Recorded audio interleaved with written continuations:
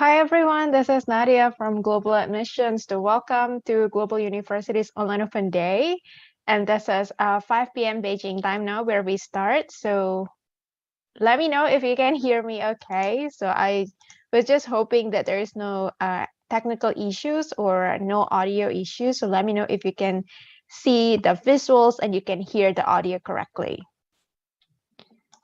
And okay, hi everyone. So you can also say hello to the chat room to everybody.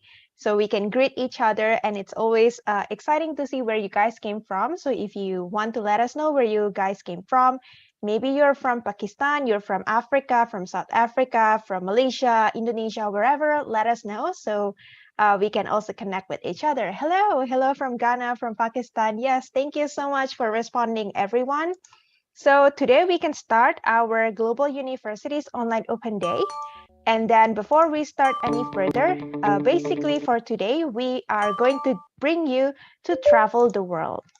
So just like our previous Global Universities Open Day, where we bring you to US, UK, China, this time we are bringing you to other destinations. So we will bring you to Europe today, to Spain, Germany, and then we'll bring you to Barbados, South Korea, and last but not least, to South Africa. And before we go any further, this is the schedule for today's Online Open Day. And you can check it here. There will be 1, 2, 3, 4, 5, 6, 7, around 7 presentation today covering different part of the world. So please stay tuned to hear what all the presenters have to say about studying in different destinations. And then before we go any further with the presentations for today, let me share you a little bit about global admissions or the people behind this event. So Global Admissions is a platform for international students to apply to global universities. And we partner with over 100 of top universities worldwide, and we have over 150,000 registered students on our platform. So in short, international students can apply to universities in more than 20 countries on our platform. So if you knew us or if you knew our team from China Admissions, then basically it's the same team for Global Admissions. We're like the sister company of China Admissions. And then for our team itself, my name is Nadia. I came from Indonesia, and our team here at Global Admissions / China Admissions is basically a multicultural team coming from various backgrounds and countries. So our founder is from the UK, and then my colleagues, they came from different parts of the world, from Philippines, from Malaysia, South Africa, US, China. So we have all the international exposures you need. And then all of us, majority of us have also experience of studying overseas. So now we want to bring you this experience because we know how it's like studying overseas, and we know how impactful it is for you to be able to study overseas to your future career in the future.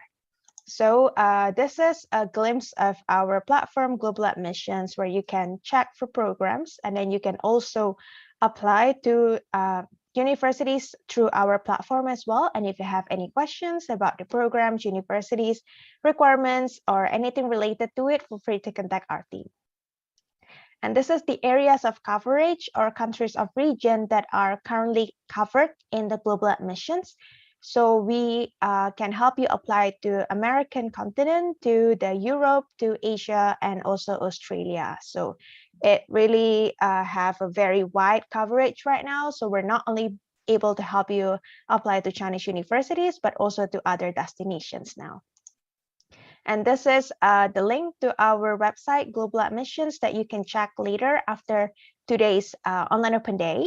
And then we hope to be able to help you apply to your dream universities.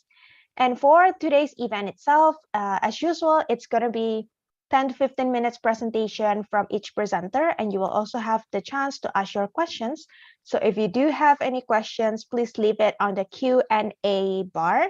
So if you are on Zoom, I'm pretty sure there is this Q&A button over there. So you can just click it and then drop your questions there. And if let's say your question is specific for certain presenter, let's say it is about studying in Spain or it is for the University of West Indies, you can just mention the university name and then mention your question after. So there will be the Q&A as well. So we can cover the Q&A on the Q&A box, or we can also, if there's still time, we will also do the live Q&A with the presenter.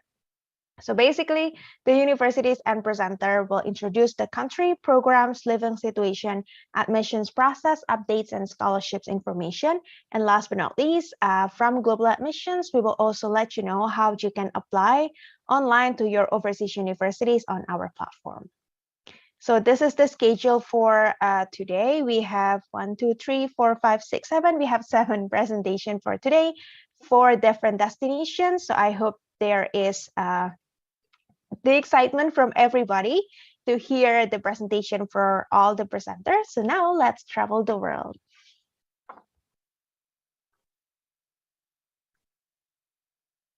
And for the first destination, we're going to Spain, and then I will let Victor, who will present about studying in Spain, to come and step up and do the presentation. Thank you, Nadia. I am currently opening the presentation.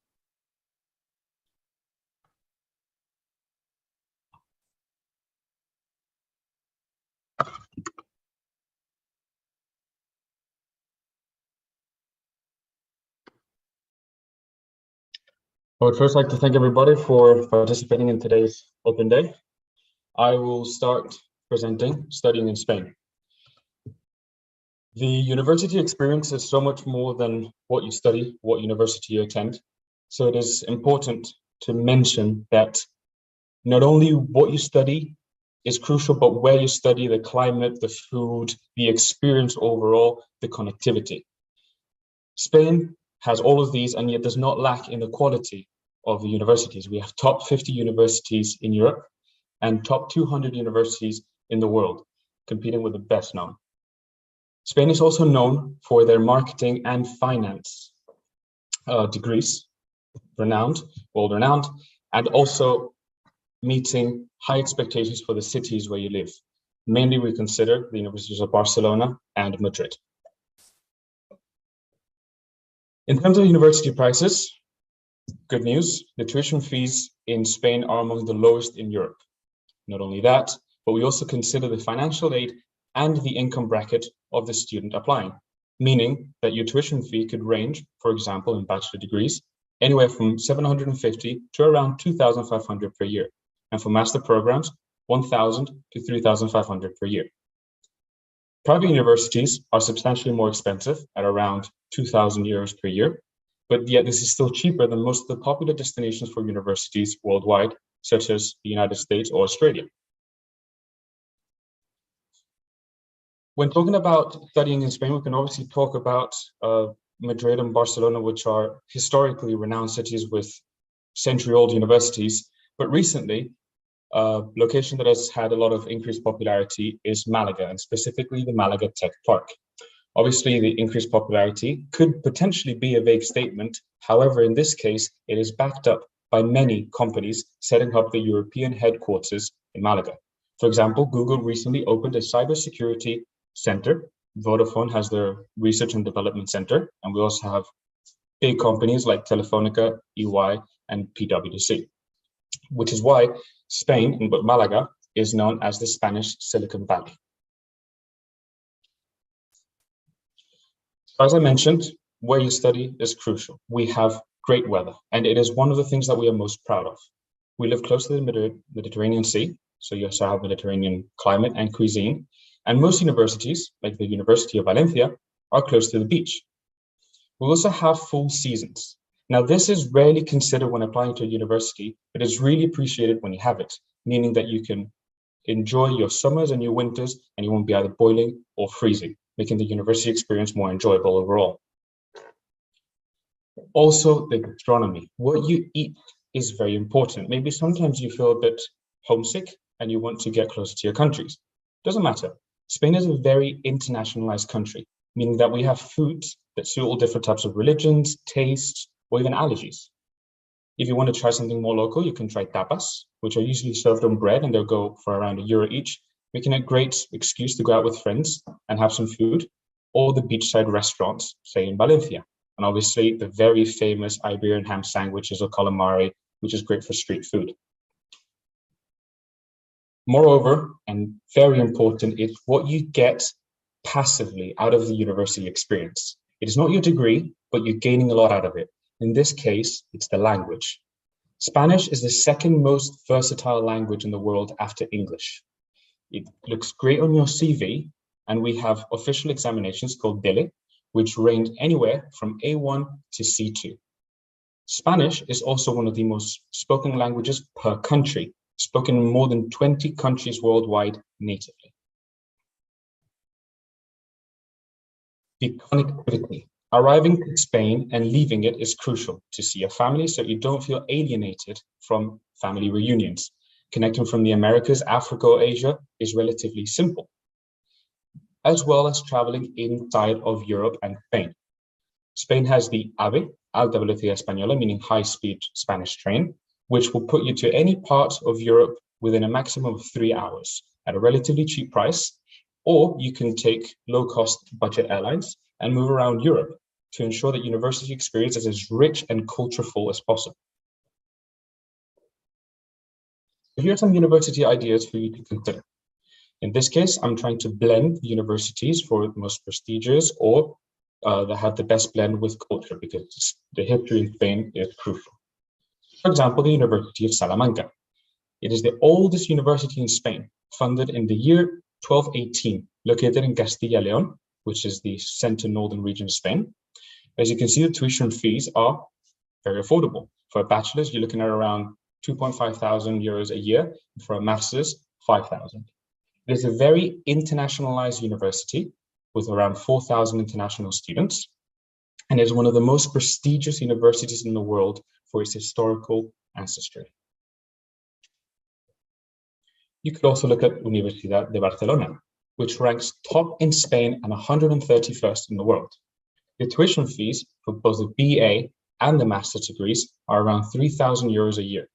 If you're looking for a more internationalized experience where you can meet people from different universities, it's a great place, because even though it has around 1.7 thousand international students, it is a very popular destination for international studies abroad. So it'll be a quick turnover of different nationalities and different people that you can meet. For the best or great blend of university, you can look at University of Sevilla, which is ranked 9th in Spain. And considering the Spanish history located in Sevilla with, for example, La Torre del Oro or the canals, it is a great blend if you want to experience the real life rich history. We have over 10,000 international students composing 13.2% of the total students at the universities. And yet again, this is a very clear case of tuition fees that adapt to your income bracket. So depending on where you land, you could be looking at a tuition fee of around 750 to 2.5 thousand euros per year. Thank you very much. Are there any questions?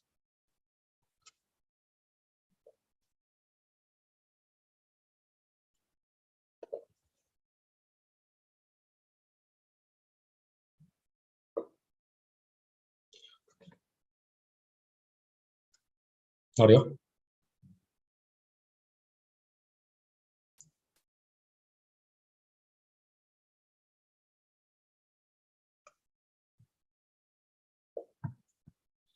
I see that one of the questions that is repeated quite often is, what language is it taught? Spain has many universities that teach in English. It is the most internationalized language that you can find. So the universities don't only teach in Spanish. You will maybe have to filter, but over the 55 universities that we have in Spain, more than 3/4 of them teach in English.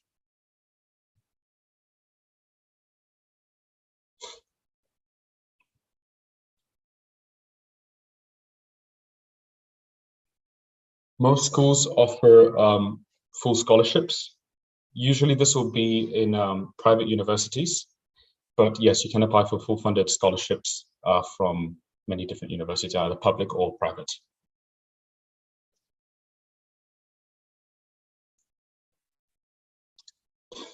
This benefit for the tuition fees of universities.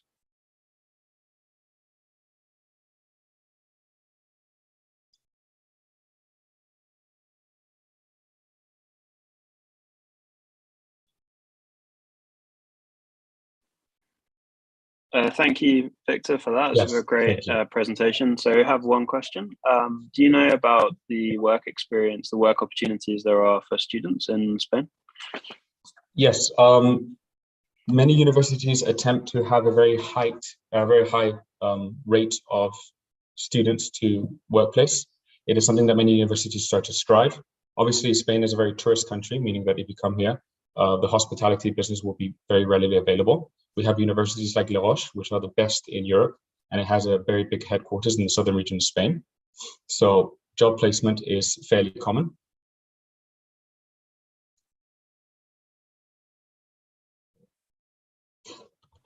Great, thank you very much, Victor. And yeah, and that's great to learn more about it. And also, what's the typical accommodation like in Spanish universities? Most universities in Spain are open, meaning that you will be living amongst the locals, which is why the basket price of purchases is extremely important, which is very low. Universities will be open. You can live in residential housing from the university that is offered, which is not given by merit, but applied for, or you can live in apartments in the city. Both are great options. Great, thank you. And if people would like to apply to Spain, then they can check out globaladmissions.com and apply to Spanish universities, and also can set up a call with us, and we can help you through the process, and we'll send you an email for that. So thank you very much, Victor, for that. And next we have our next speaker is Awad Chan, who's going to introduce the EU Business School. So hello. Hi. Hi, Richard. Hi, Nadia. Hi, everyone. Hi. Can you hear me? Yes, Yep. Ahua, we can hear you. Should I start already? Like I can share my screen with you. Sure. It seems like I cannot start my video, so if it's okay, I can like just keep my camera off, or you can give me the permission to turn on my video. Let me check. Yeah, it should work now. Let me know if it okay. works. Yes, it's working now. Hello, everyone.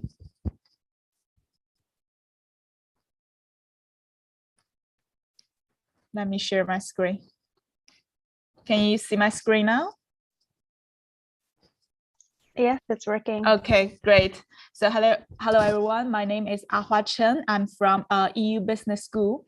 EU Business School is a private international school, business school from Switzerland, but we also have campus in different cities in Europe. We have a campus in Barcelona, in Munich, and in Geneva. So basically, we are an international and high-ranking private business school with Swiss value and an international mindset and a very pragmatic approach. I will give you a further explanation about our campus. We have campus in Switzerland and also in Munich, in Barcelona. And the good thing is that the student in our school, they can transfer from one campus to another campus. For example, our bachelor program is a 3-year program, and our master program is a 1-year program that has 3 terms. You can study, for example, 1 term in Munich, 1 term in Geneva, and 1 term in Barcelona, for example. And of course, if you want, you can study 3 terms, like the whole year program in the same place as you wish. And we also, like I just mentioned, we are very international, and all our classes, they are very small size classes, less than 25 students in one classes. And we have a very good ranking. We are ranked among the best in Europe. This is our student, where they come from. Most of our students, they are from Europe, including East Europe and West Europe. From the Europe, like a European Europe, it's like around 29% of our students, and from Russia and CIS countries, which are like I mentioned, the Eastern Europe, around 20%. So more or less, around 50% of the students are from Europe, and we also have a student from America, from Asia, from Middle East, from Africa, etc. So we have a very international environment. And another thing we are very proud of, it's our students, the replacement rate. We have a very high replacement rate. 93% of our students after graduation, they found the job successfully within 6 months. This is a very high, and they have a very good average salary after graduation. You can see from the chart here, I'm showing like almost 90% of the student, 80% of the student after graduation, they have the salary, the average salary is over 50K. 50,000 euros, which is a kind of a quite high salary.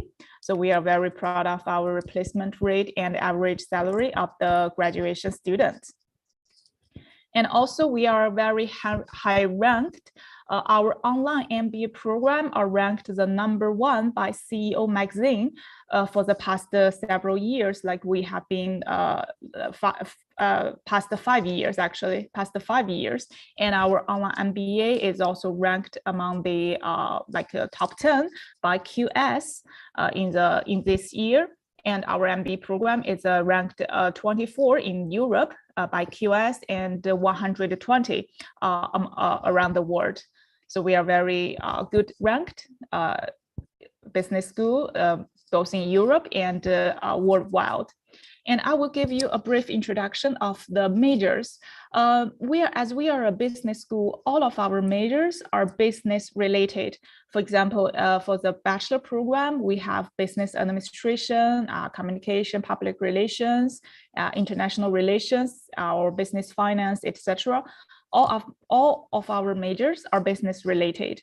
And the master program, we have master in management, in marketing, in finance, in tourism and hospitality, in digital business, etc. So all of our majors are business related. And all of our majors and programs are taught in English, no matter you're studying in Barcelona or in Geneva or in Munich. All our programs are taught in English. So if you don't speak the local language, if you don't speak German, if you don't speak Spanish or French, it's completely okay. And all these cities, they are very international cities. So if you don't speak the local language, it's completely okay for the student to live here, to study here, including to find a job here. It's not a very big barrier if you don't speak the local language, but of course, I will always encourage my students to learn the local language, so you will be more competitive in the labor market. After the majors, I will give you a brief introduction about the tuition fees. As Victor mentioned before, in Spain, in Europe in general, the public universities, actually in Europe in general, the public universities are more affordable, I will say, but we are a private university. So our tuition fee will be higher than the public universities. For example, the bachelor program in Barcelona and Munich campus for 1 year will be 12,900 euros. And in Geneva, everything is just more expensive, because in Switzerland, it's everything is just more expensive. But on the other hand, in Switzerland, you will have a very, very high salary as well. So it's a return of investment.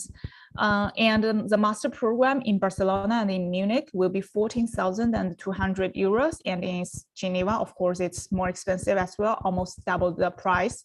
And the MBA is 20,800 in Barcelona and Munich, and 33,000 Swiss franc in Geneva campus in Switzerland.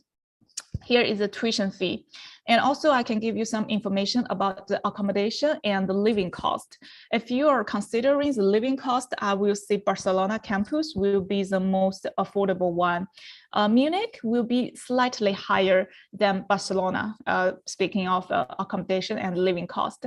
And Geneva is the highest. The Switzerland, everything is just more expensive. I think Switzerland, you can consider it as the most expensive country in Europe. But on the other hand, you also need to take into consideration that Switzerland has the highest salary as well. So it's a return of investment. And also we arrange a lot of activities like learning from leaders at EU Business School. We invite, for example, the former president of Switzerland, the chairman of Nestle, and the chairman of Siemens, etc., to come to our campus and to have as a guest lecture to teach the student, to have a dialogue with our professors and the student, to teach them things that you cannot learn from the book, but you can only learn from the people who has a real experience in the business world. And also I will show you the application process. Actually, we have a very simple application process. If you're interested in our program, you can just go to our official website and fill in the application form, and also prepare all the documents.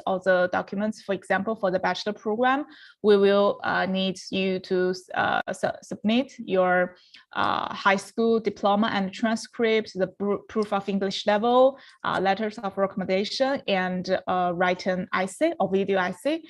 For the master program, it will be the bachelor diploma and transcript, also proof of English and CV and the letter of recommendation and essay. So you prepare all these documents and send it to our admission team or recruitment team, like me, for example. You send it to me and I submit everything for you, and we will give you result in 1 or 2 weeks. And after receive the offer, you can decide if you want to come with us or not. And I have seen before that many students are asking for the scholarship. So here I would like to highlight about the scholarship requirements as well. As I mentioned before, we are a private business school. We are not a public university, so we don't have a lot of scholarship place. We have a merit-based scholarship that covers up to 30% of the tuition fee. So we don't have full scholarship. It covers up to only 30% of the tuition fee, and it is merit-based. So it depends on your, for example, your GPA, your English level, etc. But if you don't have a very high GPA, we also have another kind of scholarship, which is the student ambassador scholarship that covers up to 10 or 20% of the tuition fee. So we don't have a full scholarship. We have this merit-based scholarship and the student ambassador scholarship. And we also have, there's one thing I would like to highlight is our career service center. We have a career service center that helps the student to find internships and job opportunities. We also arrange career fairs every year. We arrange the actually very big career fairs, and we post around 400 job opportunities and internship opportunities to all the students. And just for your information, both in Barcelona or in Geneva or in Munich, student, you can work and study at the same time. That means with your student visa, it's legal to work up to 20 hours per week, up to 24 hours per week. And our career service center is not just helping you to find the job opportunity or internship opportunity. We also help you to create your CV. We prepare the job interview, and we help you with your cover letter, etc. And we have one-to-one session and workshops to help the student to be really ready for the labor market. This is what we do in our careers, service center. And as I mentioned before, the internships, we provide a lot of internships and the job opportunities to our students. So even the tuition fee, I would say, honestly speaking, it's relatively a bit higher than the public universities, but you can have a service that you cannot find in the public universities. Here are some examples of our collaborating companies that we invite to our campus for the career fair, like Apple, Coca-Cola, Unilever, Google, etc. All these big international companies in Europe. So here are basically the information of like a very brief introduction of our school information. If you want more information, you can also fill in the information request form, and we will contact you, or you can also contact me or contact Global Admission, and they can contact me as well. So I don't know if you have any questions. Thanks, Ahua, for the presentation. So let me check some of the questions. But one thing that I am actually curious about is how is the career service for students after their graduation? Will EU Business School help them with finding a career in Europe? Or also another question is how competitive it is for international students to actually find a job in Europe. Is it easy or is it hard? Actually, it's very competitive because for example, at EU Business School, the students, they will learn in English. And also we have this career service center to help the student to prepare the interview, to prepare the CV, everything for the student. And actually both in, for example, in Spain and in Germany, after graduation, the student can apply for the job seeking visa. That's a very big advantage for the international student as well. For example, in Spain, after graduation, you can apply for the 12 months, which is 1 year job seeking visa. And in Munich, in Germany, after graduation, you can apply for the job seeking visa for 1 year and a half, which is 18 months job seeking visa.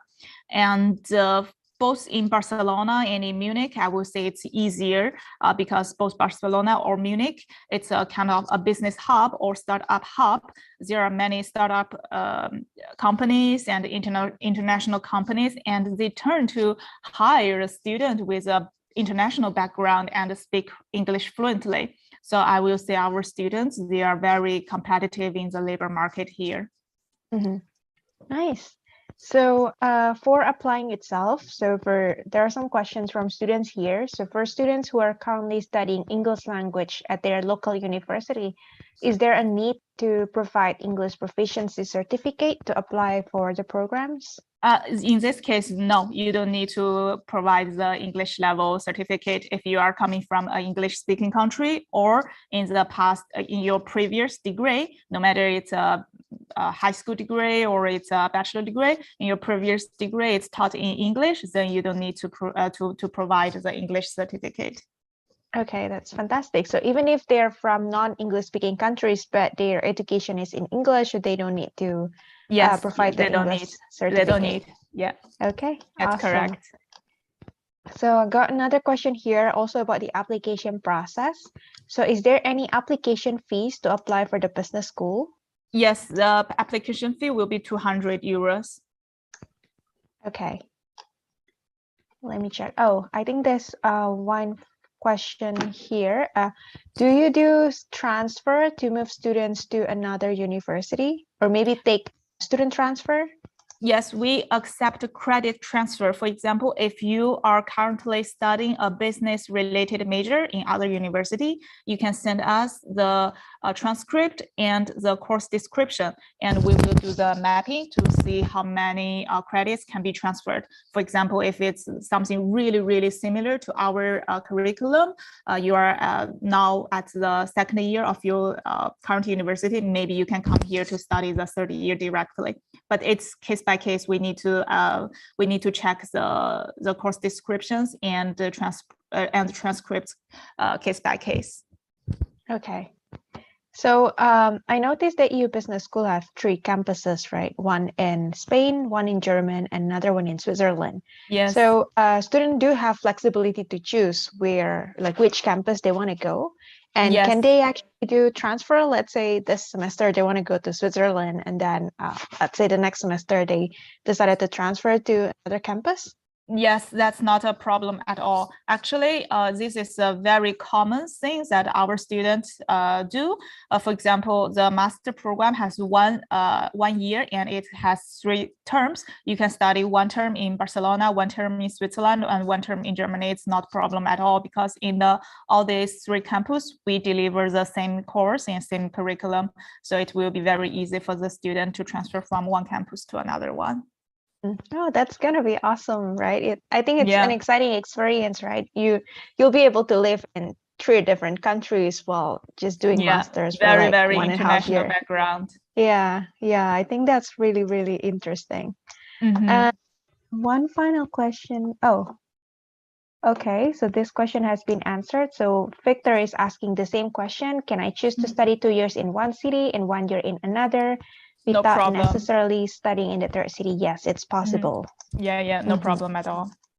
So one final question here is, what is the acceptance rate for EU Business School? It's to be honest, it's it's depending on each intake and each campus, because we have actually UK 3 different intake students. You can apply for the October intake, you can apply for the January intake, or the March or April intake. So it's very difficult to tell acceptance rate for the whole intake, because the student, if you cannot be accepted for this intake, you can always postpone to next intake. For example, if for this year, if you want to apply for the October intake and it's already a bit late and we don't have enough spots for you, we will put you on the waiting list to the January intake, and the acceptance, the possibility of being accepted will be higher. Okay. All right. Thank you, Hua, for the presentation. I think just one very final one, because there is one student asking about the estimated cost for international students to study master's program. So I think if you could go back to where you share about us. Sure. This is a tuition fee. We have the tuition fee actually the same for the international students or the local students. They all have the same tuition fee. So please remember, everyone, this is the tuition fee. If you are afraid that you might miss this information, you could just screenshot this. So I guess that's all for, okay, so for a reminder, because there are the same questions coming again about the English language requirement. If you're from English speaking countries, no need to provide English certificate. Or if your previous education was taught in English, even though you're not from English speaking countries, then the English certificate requirement will be exempted for you as well. So I guess that's it. Thank you so much, Ahua, for sharing Thank you, about Nagdia. EU Thank you Business so School. much. It's nice to have you here. So thank all you. right. Thank you. Thank you. Bye-bye. Thank you. Bye-bye. Thank you. So up next, we have University of the West Indies. So we have Justin and Pat from the University of West Indies. Let me check if they're here. Hi, Justin. Are you here already? Yes, I am, Nadia. Good to see you. Hi, good to see you again. Hi, good evening. Unfortunately, Pat will not be joining me today. It's very early in the morning in Barbados, and I will be taking over on her behalf. Great. All right. So just to get started, or before we get started, can I share my screen or? Sure. Go ahead. Okay, just give me 1 second. It's the summer now. It's very hot. I hope everyone is coping with the heat of the summer wherever you are in the Northern Hemisphere. Hopefully this will help.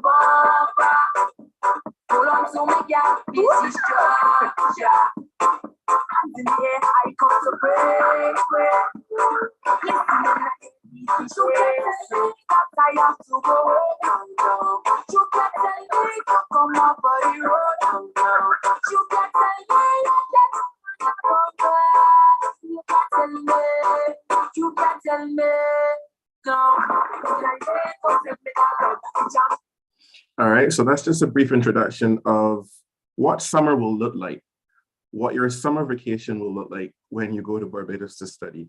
So my name is Justin Seal. I'm the Assistant Registrar of the University of the West Indies. And I am right now speaking to you from Suzhou, China. But today I will represent the entire university system. We are not just one university. We're an entire system that spans across 5 campuses across the English-speaking Caribbean. So just to get started a bit on my presentation, just going to share my screen again. Give me a second. All right, so first let's talk about YUE. All right. So YUE, first of all, we're inclusive. All right, at UE, we believe in student-centered learning and student-centered education. And to this extent, we've also expanded our what we recognize in terms of for matriculation for our students. So we now accept the Gaokao examination score as a part of your holistic application. Now, please be also aware that yes, you may have high scores for your university, your high school education if you're going into a bachelor's degree, or for your university education if you're going to a postgraduate study. But we look more at your holistic performance. And for persons who are coming from countries that are not signatories of the Washington Accord, we can accept your WES report, especially if you're coming from a country where English was not the primary language of delivery for your studies. In addition, we can offer English speaking, or rather English programs before you begin your studies to help you along the way to make you ready if your English proficiency is not up to standard according to what we think you need to succeed in your courses. So furthermore, YUE, we provide a path to a degree for our Chinese students. So we know that in China, the Gaokao examination is kind of like it offers a cutoff point where if you may score below that on that particular day, you may not be able to matriculate into a university in China. We will also consider that score even if it is below the national average. So we do not have a cutoff Gaokao grade to prohibit enrollment into the UWI in the Caribbean. All right, and again, if you need, we can provide remedial English language courses before you begin your degree. All right, moving on. Your UE degree will also be accredited in several countries in the world, including the US, Canada, and the UK. Furthermore, the university benefits from partnerships with more than 50 universities in 14 countries worldwide. So if you don't want to stay in the Caribbean after you study, whether you don't want to start a business or if you don't want to stay there and work, that's no problem. You can benefit from all the partnerships we have. In the US, we're partnered with universities like the SUNY University, where we have an Institute of Leadership. In Canada, we're partnered with the University of Alberta, Waterloo, York, and McMaster. At this point, we even have some university students in the Faculty of Computer Science who are about to spend a semester abroad in Canada. We also partner with the University of Birmingham rather, King's College and the Kingston University in London. We have other partner universities in other countries as well. So if you'd like to and you have any questions on this, please feel free to send me an email after this presentation, and I will definitely share it with my colleagues who have purview over the other partnerships rather in other countries. They can give you specific information on how you can apply and what programs they have on offer.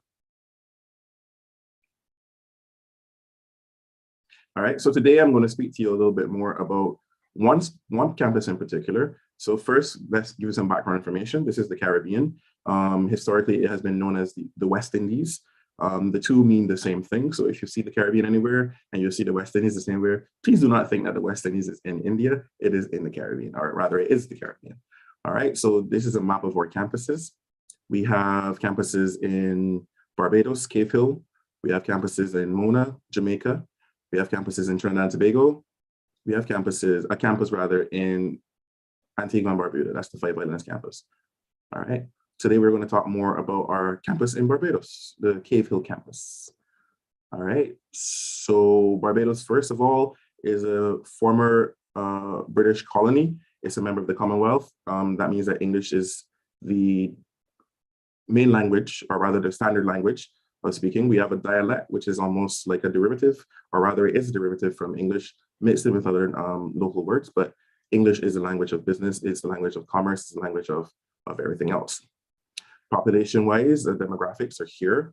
You can see we are majority Black and majority Christian, although Barbadians are very, very strange people in that the culture recognizes and accepts everyone while having individual preferences So there's very little discrimination to cause you to feel ostracized or deny you any services that you need by the state or by anywhere else. All right, so let's talk a bit more about Barbadian people. Barbadian people are confident, and we know the world's most famous Barbadian is Rihanna. We know that they are easygoing. We do like to relax when it's time to relax, but when it's time to work, we also like to work very, very hard. We like to play hard, work hard, play hard, because at the end of the day in Barbados, most people believe that there's a benefit to life, there's a value to life, and in the same breath, studying is an investment into a quality of life that you'd like to improve for yourself. So there's a balance, a happy balance that we like to strike in our lives in Barbados.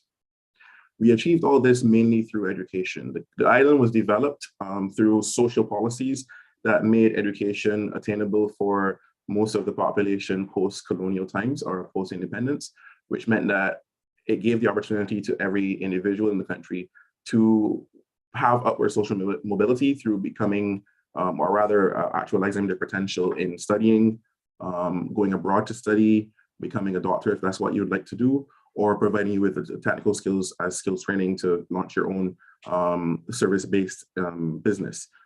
It could be in hospitality, it could be in a technical field, maybe a mechanic, etc.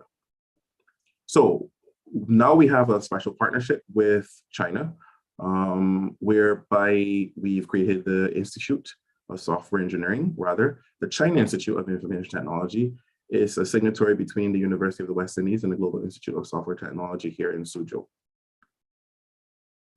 Suzhou is a large city to the west of Shanghai. I was just advised that we were updated to a tier 1 city now with the expansion of city tiers in China. And it has the 4th largest economy, I think. I'm sorry, the 6th largest economy in China based on cities. And GIST was formed with a joint venture with Microsoft and the Suzhou Science and Technology Town, which is the government for this new district, which is a new part of Suzhou that has been created specifically to help incubate technology companies, research and development, and educational partnerships. So Suzhou is great. We chose Suzhou because it blends the best of both worlds. It blends a little bit of the old world with the old town and traditional, respectful Chinese culture. You can see it in the iconography and the silent dignity of the Chinese people here in Suzhou. But at the same time, it faces the world boldly. And that's representative in the architecture again. On the right, you have the Dongfang which is the gate to the east. And it's the landmark building, one of the landmark buildings rather, in Suzhou. All right, here you go. That's the economy of Suzhou again. So why are we here in Suzhou with this project, with this partnership? Suzhou has many developing industries with its situation or quite close to Shanghai. There are many engineering companies, international companies are situated here and established here. Bosch has an office here, Microsoft has an office here. I think AMD at one point had an office here. Samsung also had one, but I think they're gone as well. But the whole idea is that we have the students graduating with 2 years of technical experience or theoretical experience that you will get in the Caribbean. And then the final 2 years, which is mainly practical experience. So after you graduate from this program with a degree in software engineering, a bachelor's degree, the idea is that you will have a blend of both worlds.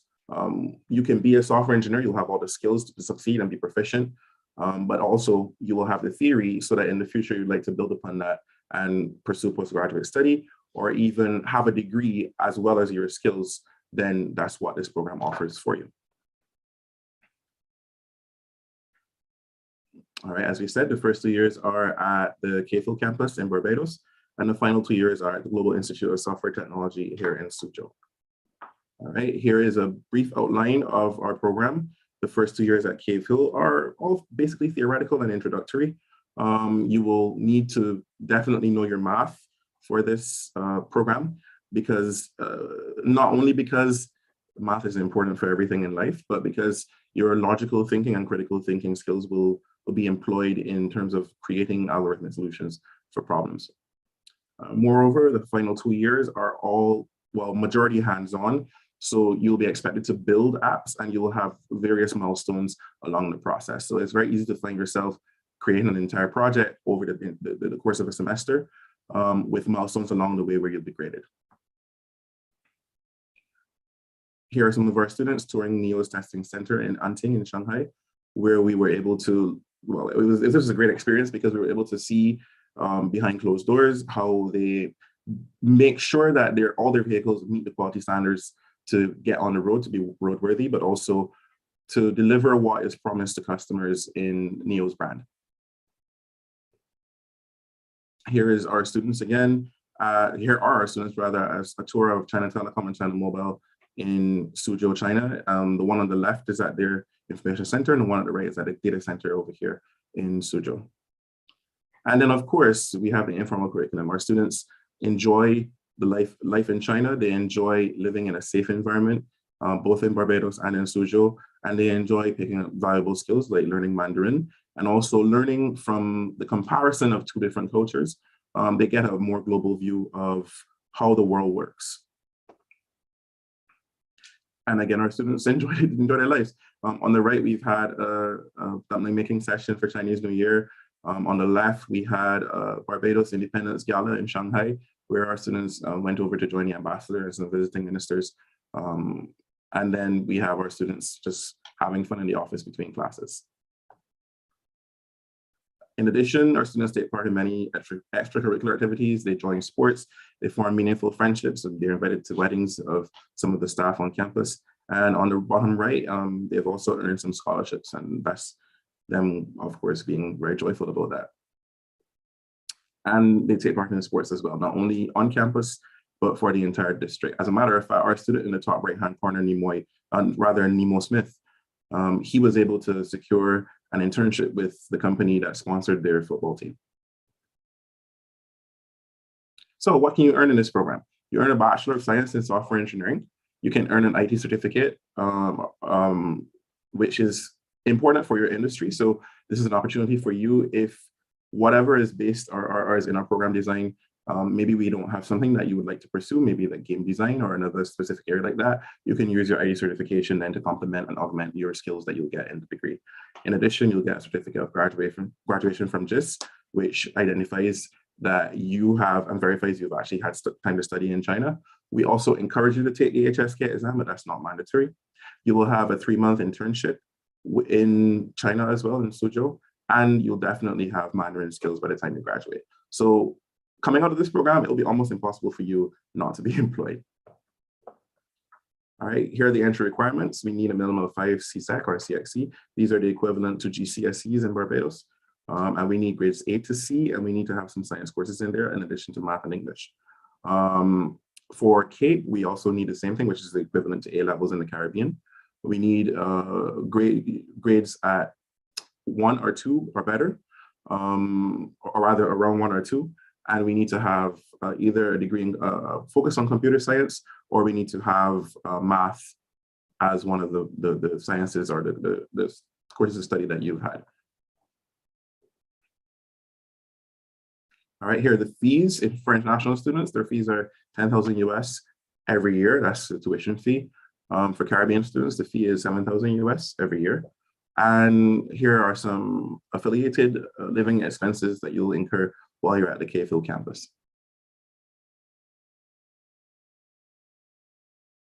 All right, so to apply, you can go to uwi.edu. At this point in time, I think our application season has closed for 2022, September 2022. However, if you'd still like to apply, please send me an email after, and we can follow up on that to give you specifics. But you can still go ahead and apply if you'd like to enroll in 2023 or September 2023. For more information, please email me, Registrar Seal, justin.seal@kphil.uwa.edu, or you can also email Pat Atherley. She's the head of the Student Enrollment and Retention Unit at patricia.atherley@kphil.ue.edu. Please, if you're going to email me, you can, or rather, if you're going to email Pat, you can also copy me as well. All right. So this is the University of the West Indies. Now we open the floor to questions.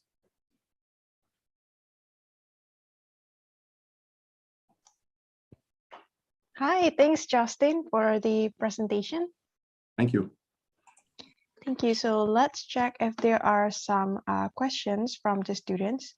So there is one question about the entry requirement, because it's mentioned there, it's mostly for the GCE curriculum, but the question here is there any minimum entry requirement for the IB students? No, we look at all applications holistically. So whatever you've had, whatever you've earned from your high school level, please just send it to us, and we can definitely guide you through that process. If you, the main thing I think would be your English proficiency for sure.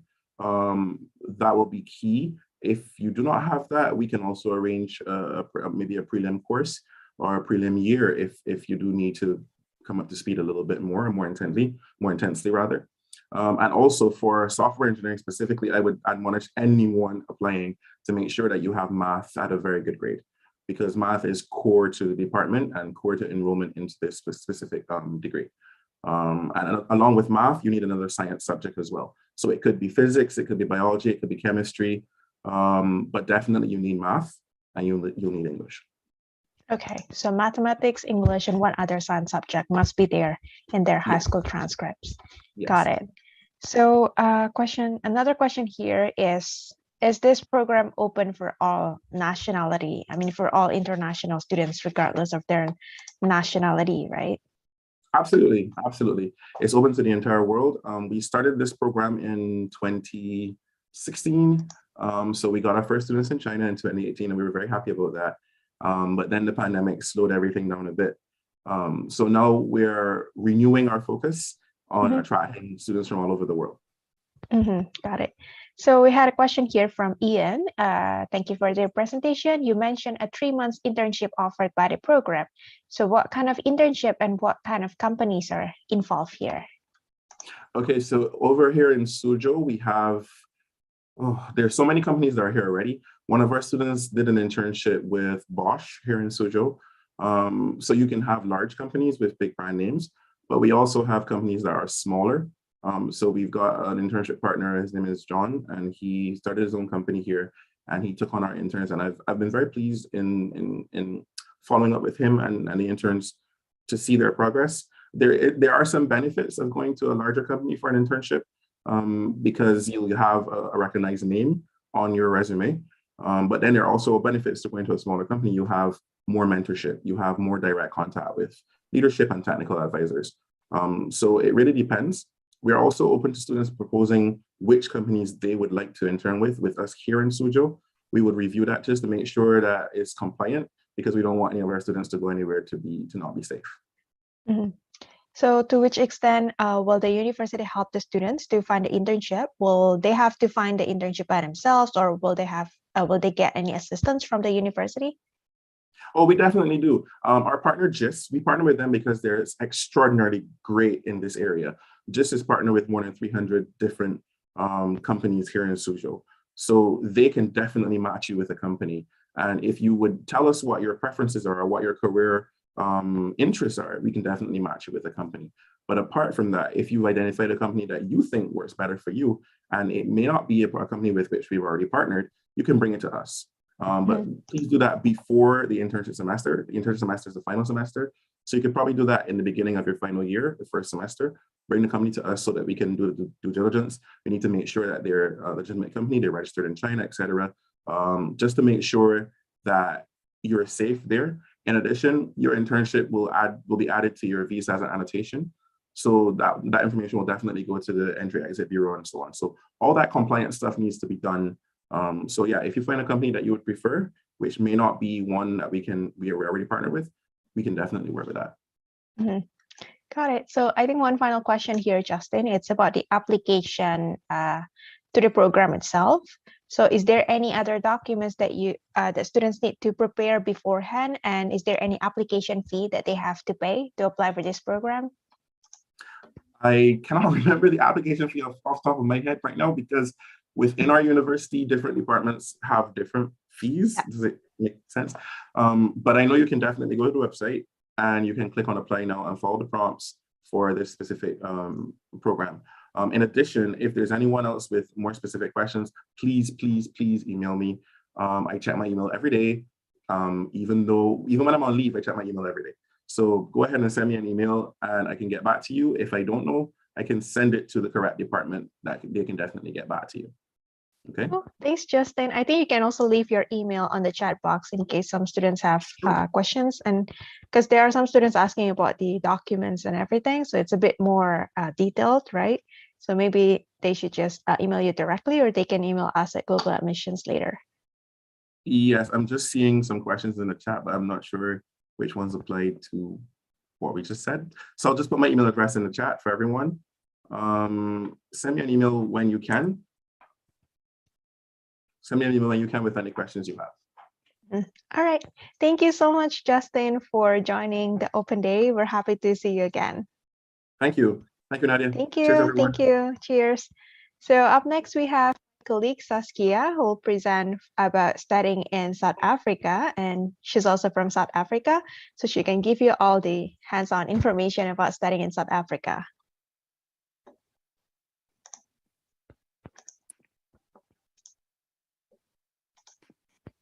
Okay.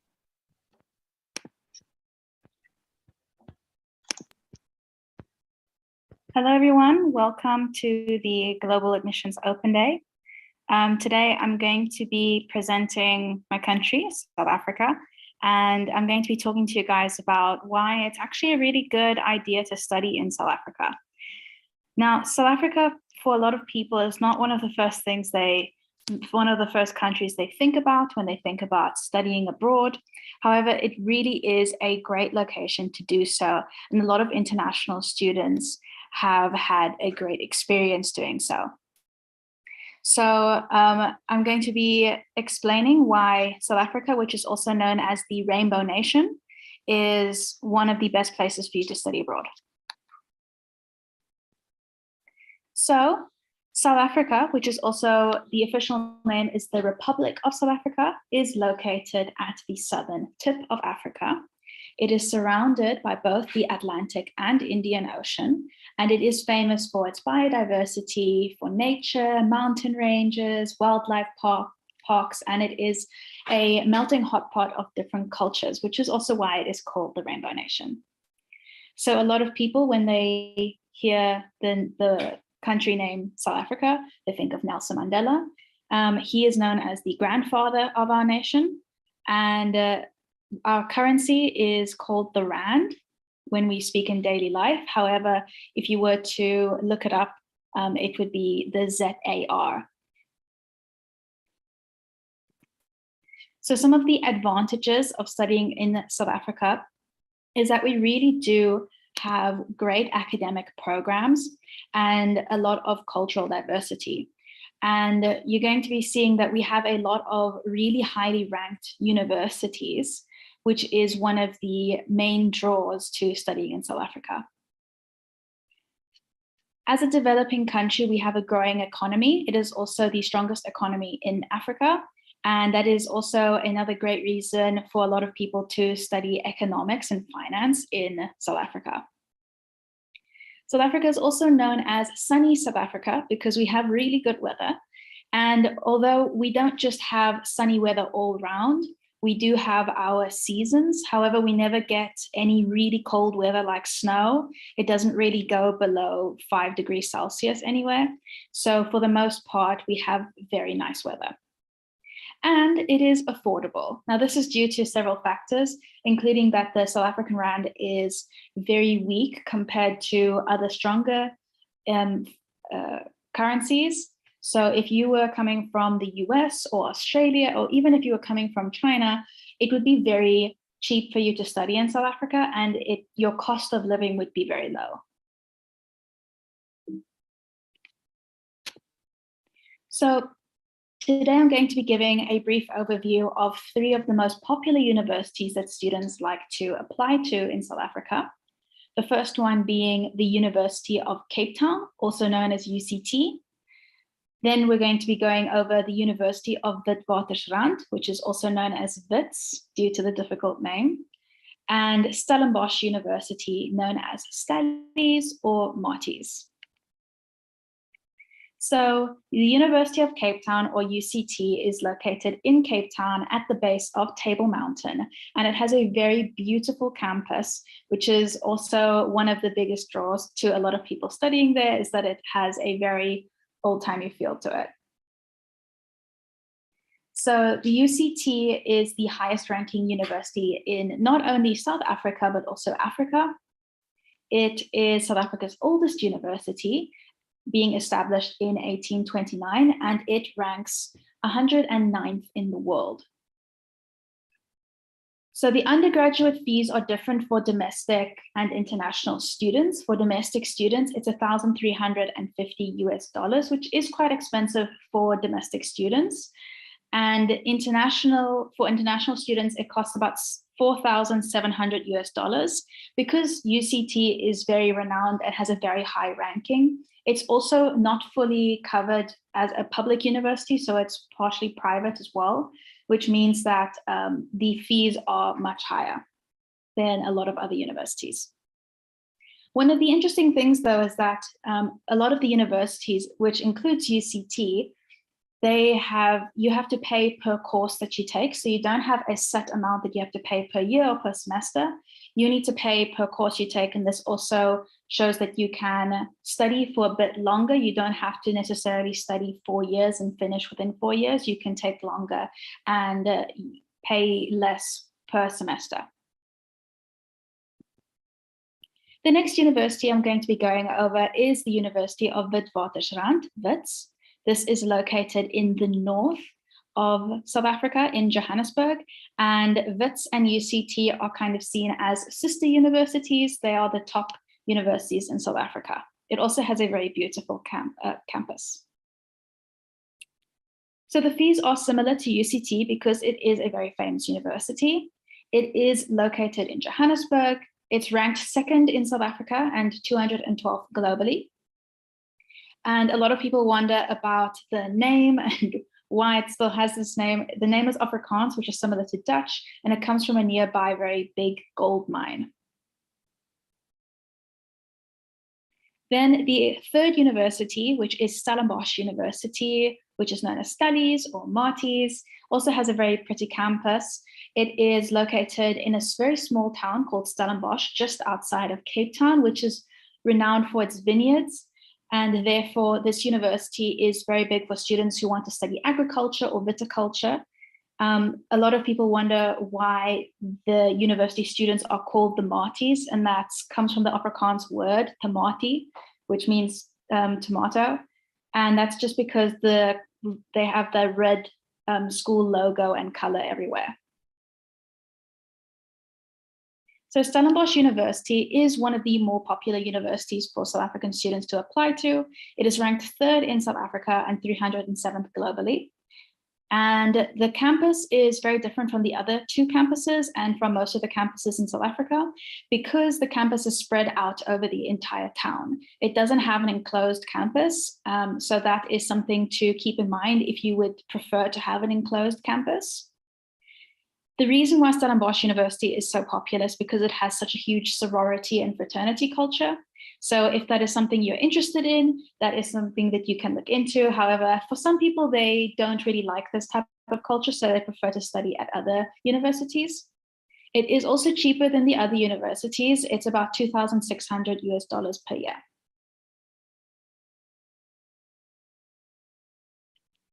Then we're going to go into the costs.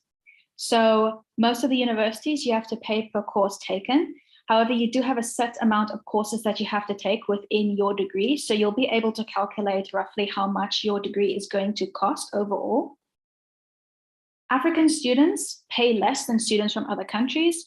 So for some universities, African students pay the same as domestic students. So that is something that will be very interesting if there are some international students from other African countries that are interested in studying in South Africa. They can have lower rates.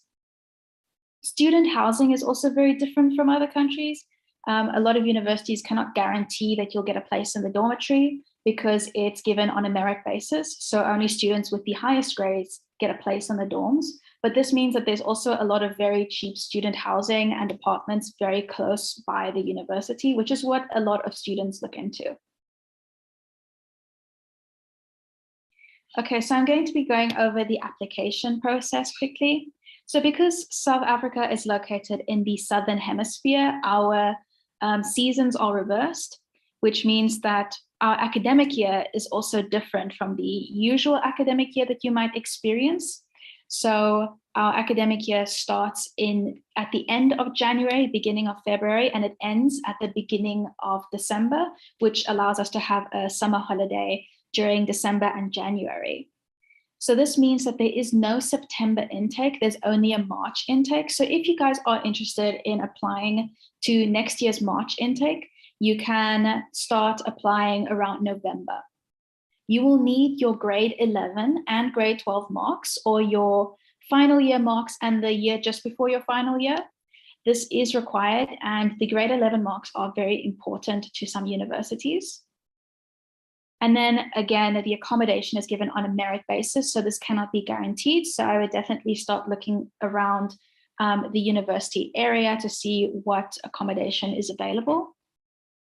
Scholarships are uncommon, and that's because the universities are not fully public. And these scholarships are usually given by companies in South Africa that wish for you to work for them afterwards. So for an international student, that might not necessarily be what you are looking for, and they're very difficult to actually get. So that is not really an option to look at. Then South Africa is obviously known a lot for its nature and outdoor activities. So you'll definitely never be bored while being there. If you're someone that really likes to be outdoors, you really like nature and sports, you love surfing or hiking or camping, it's definitely a very good option for you. Or if you feel like you would really like to push yourself to experience wildlife more, it is also a really good idea, because at the same time, you are getting a world-renowned degree at a very high quality, and you'll be able to study in English, as that's also our national language here. So that is one of the reasons why I think that South Africa is really a perfect place for a lot of international students. Right, do we have any questions? Thanks, Saskia, for the presentation. I think there is one question, but it's a bit too specific.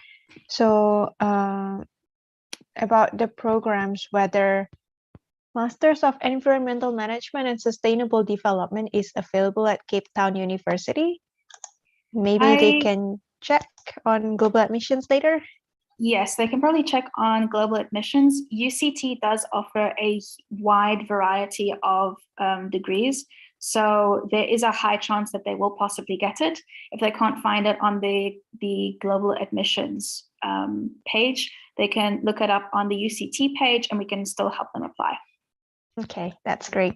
So what about any language requirement to apply to universities in South Africa? You will need to have an English language requirement. So either if you come from an English speaking country, you will most likely not be needed to provide an English requirement.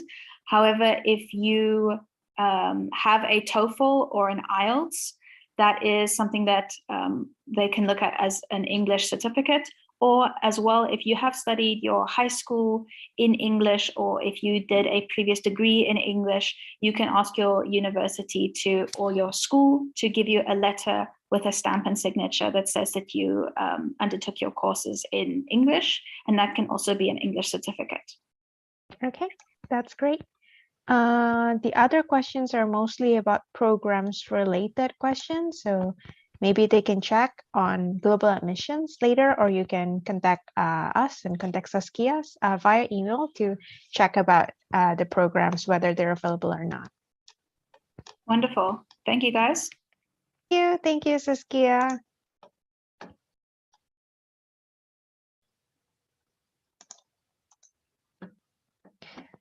Okay, so up next, I'm gonna be there and present to you about studying in South Korea. So in the meantime, if you have any questions, please drop it on the Q&A bar, and us at Global Admissions team will help to answer the questions.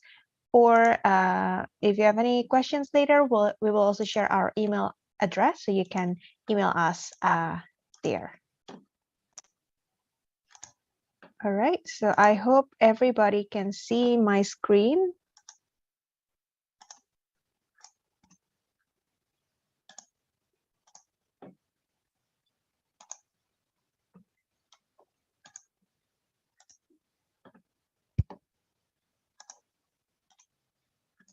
All right then, so thank you so much everybody for staying until this presentation. So we still have few more presentation coming up, but today I'm going to share with you about studying in South Korea. So first things first, what do you think of if you heard the word South Korea? So some of you might think of the food, maybe me, I always think of the food of South Korea, the Korean foods, I like them so much.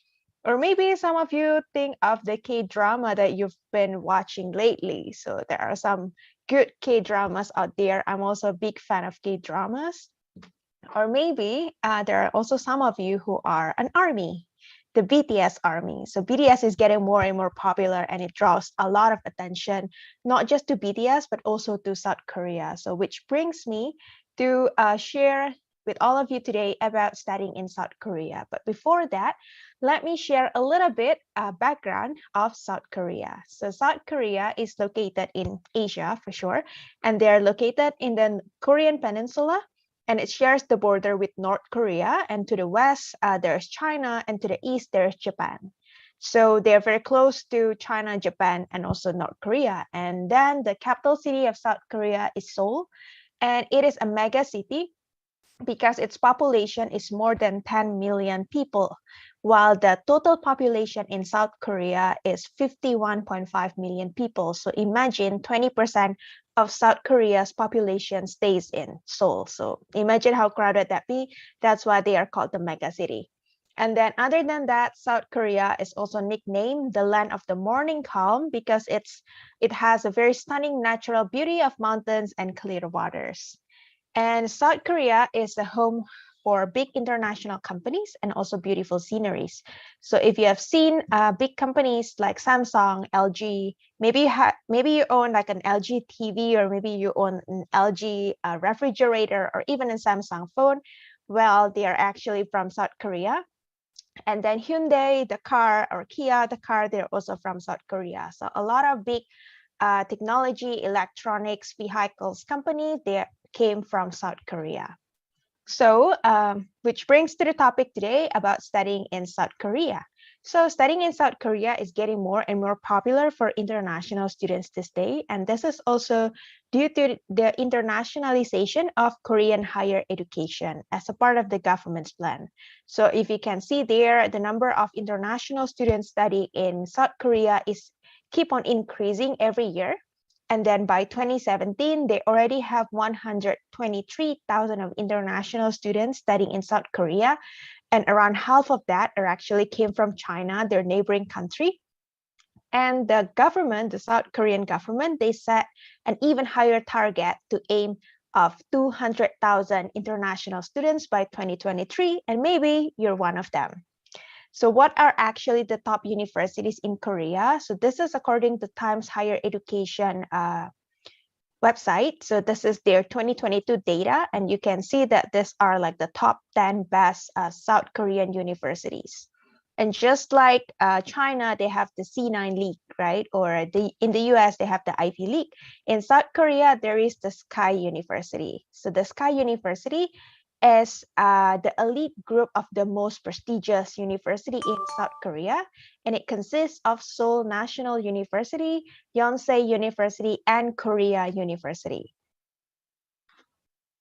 So what you can study in South Korea, you can actually study so many things. There are wide variety of programs that you can study in South Korea.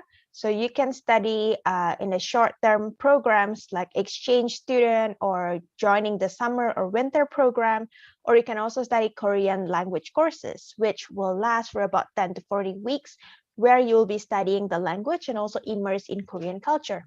And other than that, you can also study degree programs. So bachelor's, master's, PhD, they're available for international students as well. Obviously, most of the programs will be delivered in Korean, but right now, due to the internationalization program that the universities in Korea have, more and more universities in South Korea also offer English taught bachelor's program for international students, which means if you're not fluent in Korean language, then you can still apply for the English taught degree programs offered at these universities. So based on our research, we found that there are about 77 universities that offer English taught programs, 69 that offer master's program, and 61 that offer English taught programs. So there's quite an option here. Of course, it's quite like it's quite a wide options for all of you to choose. And then if you want to study in Korean, definitely you can, but you need to also provide a TOEIC certificate. So just like China have HSK, or English, they have IELTS or TOEFL. In Korea, they have TOEIC, and it's the fluency certificate, and it's the exam, like Korean language exam that you have to take. And upon completing the exam, you will get the certificate, and you can use this certificate to apply for Korean taught programs at any universities in South Korea. So for the English taught programs, I'm going to give you an example so you know what you can expect, because maybe the number of choices are not that much compared to the Korean taught programs. But for the English taught programs, one example is at Sawbridge University, and you can find this as well on Global Admissions website.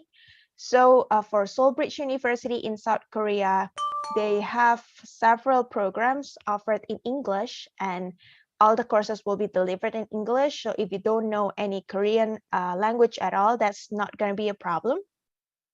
So they can offer bachelor's in business administration, master's in MBA, MSc in data analytics, financial technology, management and technology, marketing and analytics, technology innovation and entrepreneurship. And for those who are looking into PhD degree, Sawbridge University also have the PhD in global management, and all these courses are delivered fully in English. So if you don't have TOEIC, or if you don't know Korean language, that's not going to be an issue. You can still apply for this program, and you can still get the degree from Sawbridge University. So what are actually the requirements or the documents that you need to apply to South Korea? So this is just a general information of the documents that you need to apply to South Korean universities, but there might be some additional documents required depending on the university requirements. So as a start, definitely you will need your passport, your photo, and then you need your graduation diploma, your transcripts, the personal statement, and then you need your English certificate, like TOEFL or IELTS if you're applying for English taught programs. And also you need your TOEIC certificate if you're applying for Korean taught programs. Bank statement, recommendation letters are often needed for degree programs application, be it bachelor's, master's, or PhD. And usually there will be other documents that you need to complete as well as requested by the university. So it depends on what the university is asking. So you might have to prepare that as well. So for the application period and intakes, good news is Korean universities, they have 2 intakes every year. So they have the spring semester and they have the fall semester.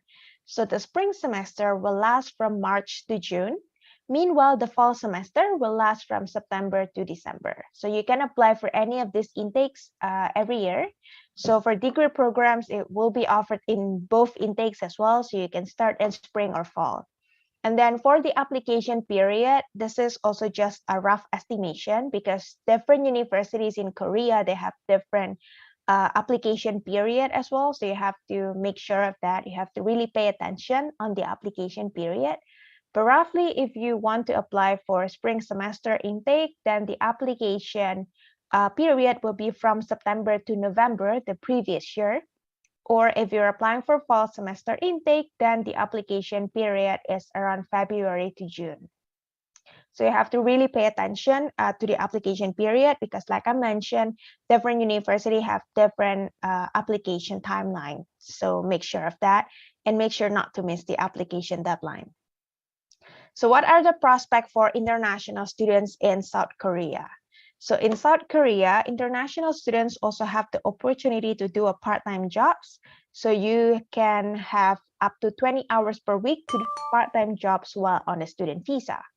And also after graduation, I think this is fairly important because a lot of international students, they want to have the opportunity to work in that country after graduation. Maybe you love staying in Korea so much, you want to stay and work in Korea and live there. So that's actually an option as well in South Korea, because after graduation, you can actually apply for a D10 visa. So it's a job seeker visa, which will give you 6 months to stay in Korea and find a job. Or you can also use this job seeker visa to stay in Korea and do your internship as well. So some of the reason why you should be studying in South Korea, the first reason is the strong government support. So there are numerous scholarships for international students, and as a part of the internationalization program, a lot more universities in Korea have English taught programs now. So I'm going to cover about the scholarships at the end of the presentation, because Korean government scholarship, they are actually pretty generous, and they give a lot of support for international students. And then Korea is also strong for their academic excellence. There are 433 universities and colleges that offer a variety of degrees, and they are at the top of the OECD country with education competitiveness. And in Korea, the living and tuition fees are relatively affordable. So on average, the tuition fee is about 5,500 US dollar per year. Yes, it depends on the university tuition fee, but it's quite affordable compared to other destinations. And also you can be exposed to their rich and colorful culture. I mean, if you love K-pops or K-drama or Korean food, then it's time to go to South Korea and also experience it yourself. So Korea also have high level of life satisfaction. Seoul itself is the top 10 best cities for international students in 2018, and they have comfortable transportation system and infrastructure, and also low crime rate and high safety in the country. And last but not least, Korea is a country with a high emphasis in technology. So they have major investment in R&D and ICT, and it's a home for a lot of big technology and electronic companies as well. So how much does it actually cost to study in Korea? So the tuition fee, it depends on the program and it depends on the university, because different university might charge different tuition fee. But roughly, on average, is about 5,500 US dollar per year. And you can also check the table here to get more detailed information of how much the tuition fee is for the programs in South Korea. And then for the living expenses in South Korea, it is actually not much of a difference if we compare that to China. So for dormitories, it's about 360 to 1,700 US dollar per semester. Depends on your room type and also the other facilities. And usually it depends on the city where you're staying as well, because some cities have higher living standard. And then for the food, you should expect to spend about 300 to 400 US dollar per month. And then for transportation, you can also take bus or subway, and additional expenses might occur while you are staying in South Korea. So last part is about the scholarship. So the most extensive scholarship is called the KGS, or the Korean Government Scholarship. So good news for everybody who's looking into fully funded scholarship. KGS, or Korean Government Scholarship, is a fully funded government scholarship. So like I mentioned early in this presentation, that Korean government, they give very strong support for international students because they want to boost the number of international students coming to South Korea for studying. That's why they are giving the Korean government scholarships for excellent international students. So for this scholarship, it is available for students who are applying for undergraduate programs and also for graduate programs. For undergraduate programs, roughly the quota is about 170 students. And for graduate programs, it is 800 students. So if you're applying for master's or PhD, this is something that you might want to consider. And then the scheme of this scholarship is that you have to study Korean language for 1 year. And then after that, you can proceed to continue your degree program studies. And in terms of the nationality, you must be an international student, so non-Korean nationals. And then they have an age requirement as well. For undergraduate, it is under 25. For graduate programs, it is under 40 years old. And make sure that if you're applying for undergraduate programs, you have graduated from high school or about to graduate from high school. And then for graduate programs, you need to have either bachelor's or master's degree. It depends on the programs you're applying for. So for undergraduate and graduate programs, for this scholarship, there is only one intake for the scholarship itself. So for undergraduate, it is going to be for the spring intake, and therefore the application starts from October. And if you're applying for graduate programs, the program will be for the fall intake, and therefore the application will be around February to March. And if you want other type of scholarships, there are other type of scholarships as well that might be a little bit less competitive compared to KGS, because KGS is a fully funded scholarship. Obviously, the competition will be very fierce, but there are other type of scholarships that you can consider as well. For example, the scholarship program for self-financed undergraduate students, and you can get stipend for 12 months, and then the quota is 200 students, so it's quite a lot of students. And then there are also scholarships for short-term programs. So if you're into doing exchange program, or also you are from ASEAN countries, from Indonesia, Singapore, Thailand, Malaysia, and other ASEAN countries, and if you want to do science and engineering programs, you can also apply for scholarship for ASEAN countries science and engineering students, where they give scholarship to 120 students from 10 ASEAN countries majoring in science and engineering, and it's also a fully funded scholarship. So yeah, I think that's the end of my presentation. Almost the end of my presentation, because I forget the final part. So the final part is for me to share about how to apply. So you can have the whole idea of how the application process works for South Korean university. But roughly, you will need to choose a program, of course, and then you can apply online. You can also do it on Global Admissions website, complete the application process, and then once it's submitted, the university will need time to review your documents, and often there will be interview or exam held by the Korean university. And if you're accepted, you can receive your acceptance letter and payment notice. So once you have confirmed the payment, the university will process your visa form, and you can apply for the visa at the Korean embassy and fly and study in South Korea. So South Korea right now, during this COVID-19, they're actually open for international students. So if you get your acceptance letter from South Korean university and your visa form, you can actually apply for your student visa at the Korean embassy and fly to South Korea and study on campus in South Korea. So that's it. That's the end of my presentation. Thank you so much, everybody, for listening to my presentation. I hope it's enough. And if you have any questions, you can leave the questions here. And then I think we can go for the next part of this session. So for the age limit, I think there is one question about the age limit. So for the age limit, it applies for the scholarship programs in South Korea, but for a university application, it depends on the university requirements. So guys, if you have any questions, feel free to drop it on the Q&A bar. And so I can check it after this, and we have to go to the next part of this presentation. Thank you.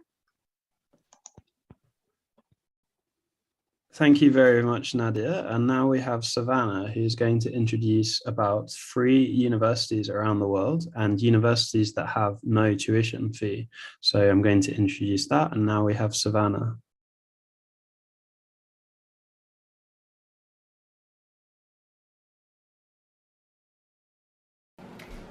Hi everyone, it's Savannah from Global Admissions, and today I'm going to be talking to you about how you can study abroad for free.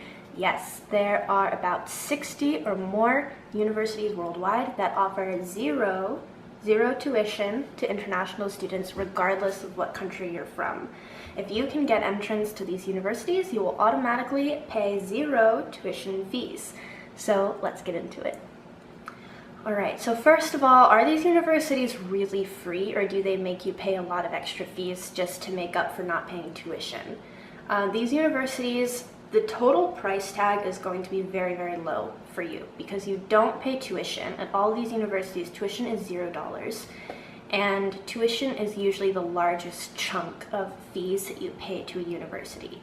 At these universities, you may have to pay other fees, which could include transportation, especially if you need a flight to and from the campus, textbooks, insurance, or even a semester fee, which covers the basic cost of your registration as a student and is usually less than $100 per semester. So it's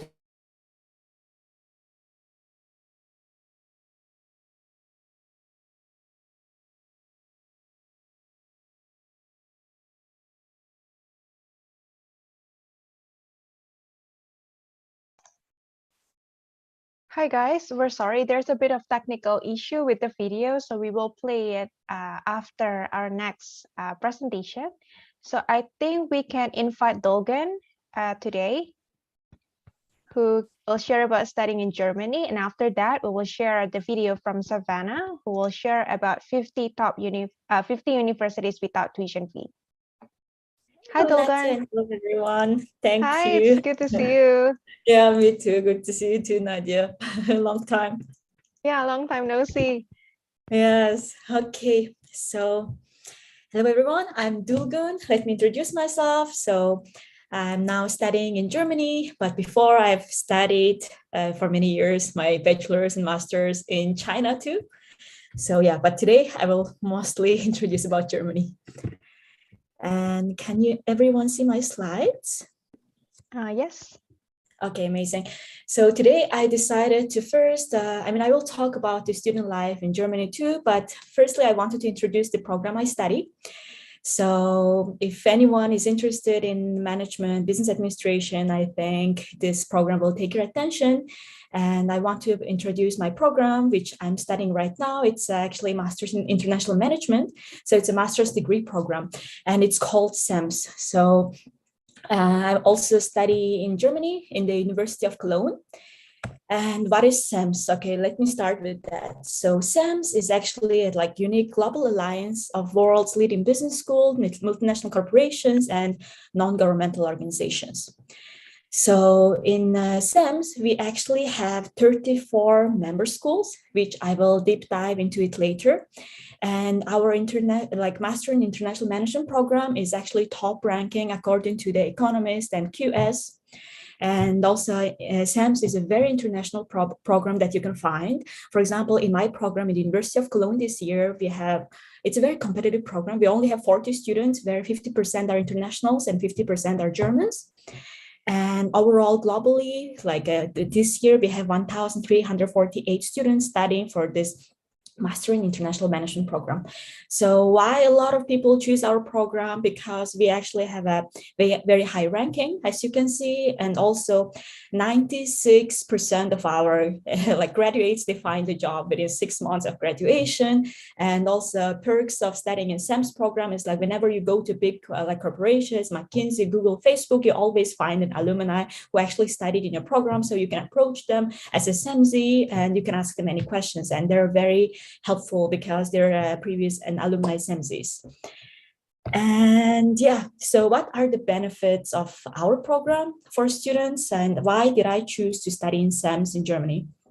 So first of all, SEMS is an international experience. So we have exchange program.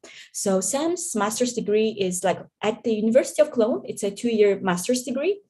And we actually need to do compulsory exchange program. So unless you do an exchange program in another country, you actually cannot graduate. So they make sure that you actually have international experience so that it becomes the international management degree.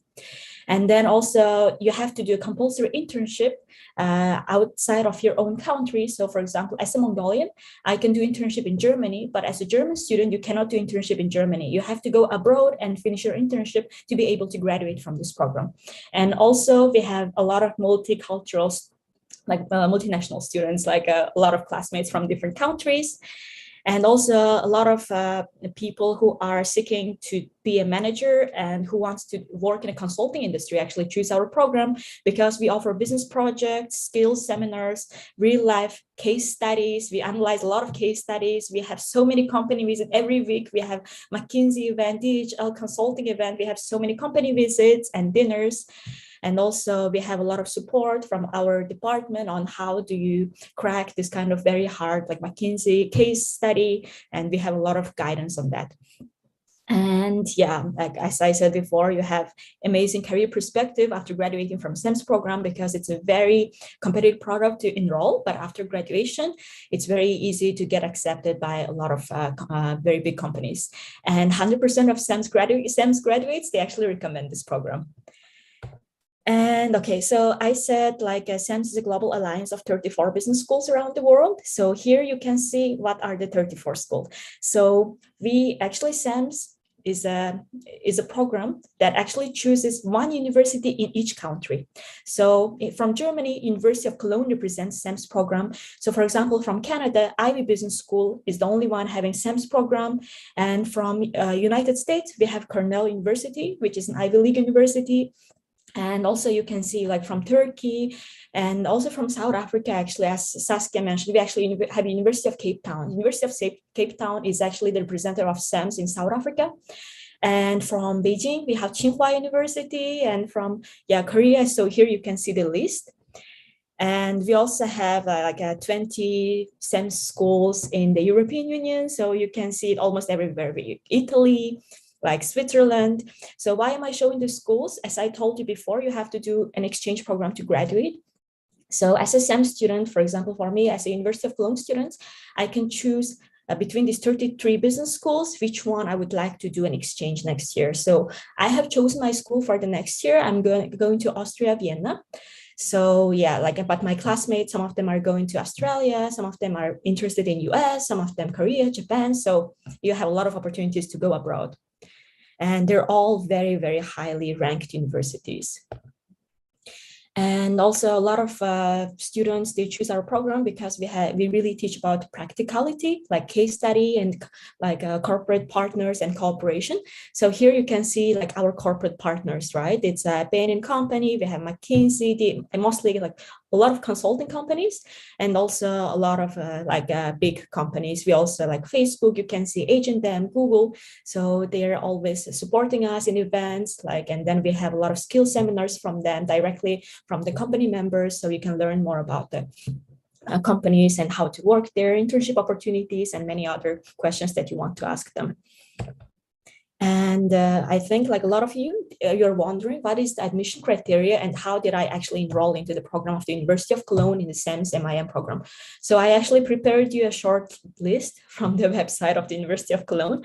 So first of all, because it's a master's degree program, you have to have a bachelor's degree certificate, and the minimum grade should be 2.5 in German grading. And I know a lot of different countries have different grading, so I would suggest you to use Google to translate your GPA from your country to German grading system to actually understand what is your grade in German grading system. So at least 2.5 you can apply. And in German grading system, 1.0 is the highest grade. And you also need to provide transcript of your records of your bachelor's degree. And you also need to provide your high school diploma. And also in Germany, or also many of the other European universities, they ask you for official description of the contents of the courses. So if your university has like this kind of page where they define all the courses, the syllabuses, the contents, then you can just provide the link. But if your university doesn't have anything like that, then you will have to write by yourself all the description of the courses you have taken before, and just like explanation. And because this STEMS program is a fully English taught program, we need an English language certificates. So we require at least TOEFL IBT 100 or IELTS 7.0 for non-native English speakers. And of course, if you're a native English speaker, you don't need such things, because you speak English naturally. And we also need STEMS application form and declaration of STEMS language. So for STEMS, we have a very big requirement. If you want to graduate from our program, you have to have 3 languages to graduate. That's a very big requirement from our program. So you have to first declare your languages while applying. So mostly during the, if you only speak like usually you speak two languages, yeah, like if you are from like a German student, you speak German and English to apply this program. So the third language you have to study during your SEMS program, and you have to pass it and provide it to the SEMS degree office, otherwise you cannot graduate. So they make sure that we have international experience, international internship, international exchange program. At the same time, we speak at least two languages. And also SEMS program, we require a motivation letter. Why do you want to study in the SEMS program? And yeah, what is your whole motivation of applying for the program? What are you trying to get out of the program? Why they should choose you? And yeah, many other things. And also you have to provide your CV or resume, like your education experiences, your internships, your extracurricular activities, and many other things that you want to provide that you think will provide value to your application. And ninth is a very specific thing for Germany. It's called preliminary review documentation. So if you have obtained a bachelor's degree outside of Germany, you have to do this because there is a special organization called UniAssist. So you have to first provide your diploma and transcript to UniAssist for them to check whether your degree is original or not, whether the transcript is original or not. It actually takes 4 to 6 weeks. So you should really be aware when is the deadline of the program and when should you do it at UniAssist, because it really takes a long time. And also, like to apply to the universities in Germany, you usually don't directly apply to the university. UniAssist is a platform like for whole Germany that you have all the universities and you can directly provide the documents to UniAssist. They qualify your document, they give you this preliminary review documentation, and then you send your applications from UniAssist to the universities. So first application is usually, I remember, 75 euros, and second application is 30 euro, 30 euro, 30 euro. So you just pay application fee directly to UniAssist, and then they send the documents to the university. And some universities, like University of Cologne, they require like second application on the university platform, but you have to really check which university you're applying for.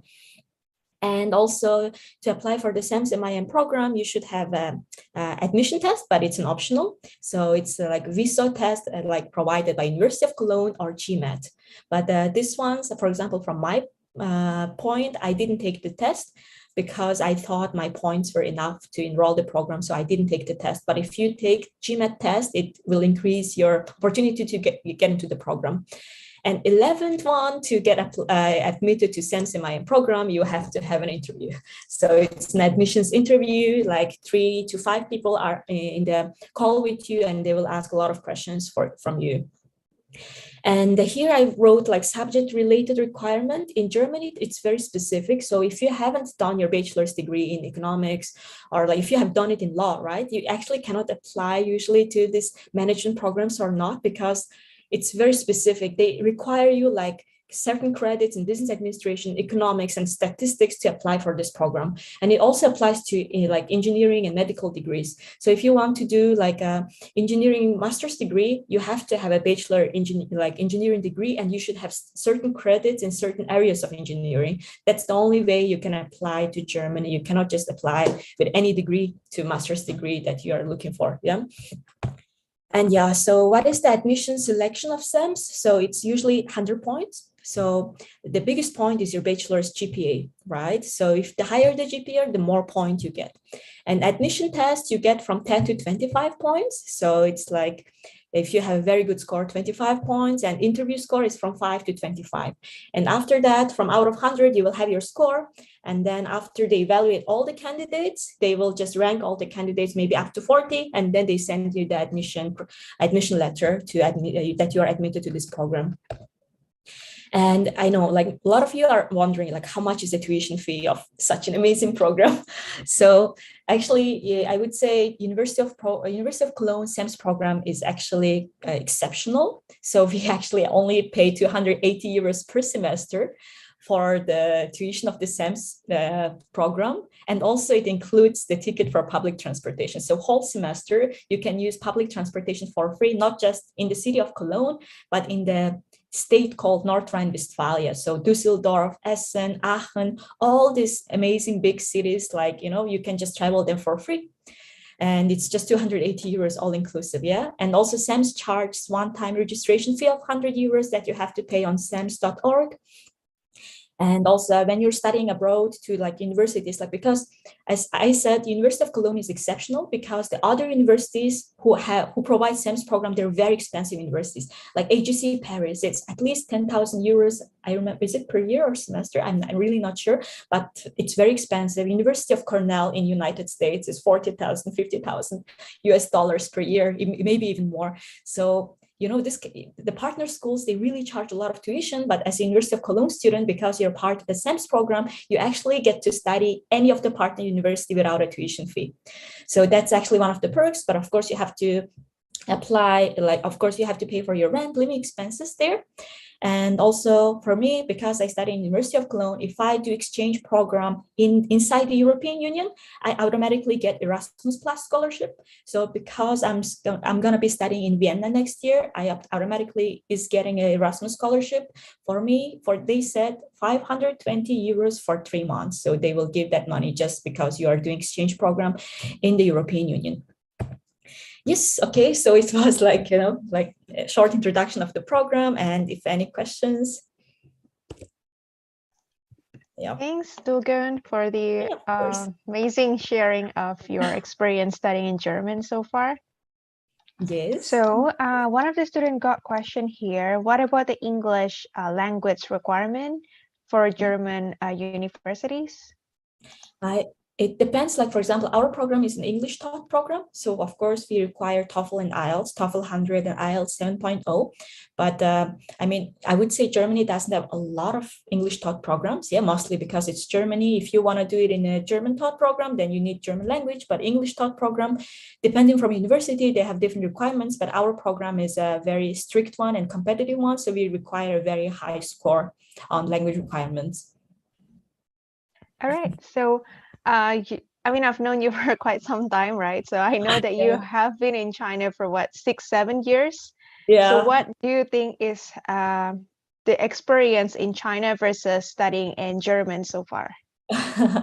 Yeah, I mean, like, yeah, we know each other for so long. And I mean, experience in China, like Germany and China, they offer, I think, two different things for students.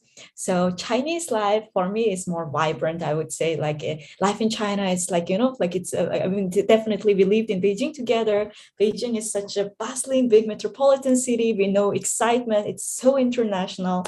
And, you can meet a lot of different people at the same time. You can eat outside every day. And, like you can do a lot of go to new places. And it's just, as a student, you feel this vibrancy and excitement. But I think for Germany, I think it's also exciting and very international. But I think in Germany, you feel more closer to the nature because here we have so many parks. And then, for example, in Beijing, when we go out with friends, we go to maybe like the dinner together and maybe KTV. But here, when you go out with friends, you go to a park and do picnic, for example. And yeah, so, and also here, like the very big difference between like student life in Germany and in China is like in China, you always eat outside. Yeah, it's very affordable and very tasty. In Germany, as a student, I would not recommend you to eat all the time outside. Otherwise, it's at least 20 euros per day. So imagine that for 30 days, it's like 600 euros just for food, because food here is quite pricey, I would say. So the lifestyle, you will cook here more. In China, you will eat outside, but here you have more peace, I would say. Yeah, in China, you have all the time vibrancy, a lot of people, very noisy. So yeah. All right. I think exciting. Maybe I should go to German to, to experience that too. So Yeah, got a question from a student as well. So is it possible to do any job while studying in Germany? Yes, actually, I'm a working student too. So in Germany, as a student, you can work legally 20 hours per week, which is 80 hours per month. So yeah, as I told you, I'm studying right, full time, but I'm also working. So I'm working in a Swedish company called Atlas Copco. It's a multinational company. I'm working in the marketing department. So I work 20 hours per week. And usually the minimum wage actually depends from which city of Germany you're located in. So I'm located in Cologne, which is the state of North Rhine-Westphalia. So just last year, they increased the minimum wage from 10 euros to 12 euros. So if you come to University of Cologne, you know that if you're applying for a job, you at least per hour, you will get 12 euros per hour before tax. Yeah, like after tax, maybe like 10 euro per hour. Yeah, so if you work 80 hours fully, then you can get 800 euros as a working student. That's great. So was it competitive to find a job as an international student in Germany? I think I would say it really depends from your qualifications, what you can bring to the table to the company. And I think in general, I mean, my classmates, Sam's classmates, each and every one of them are working, and all the international students, they found a job. But I would say if you speak German, that would be a very big plus, because like even it's the same situation in China too. Like when you speak Chinese, you have so much bigger pool of job applications that you can get admitted to. But when you only speak English, you have only few companies that can accept you, right? So it's the same thing in Germany.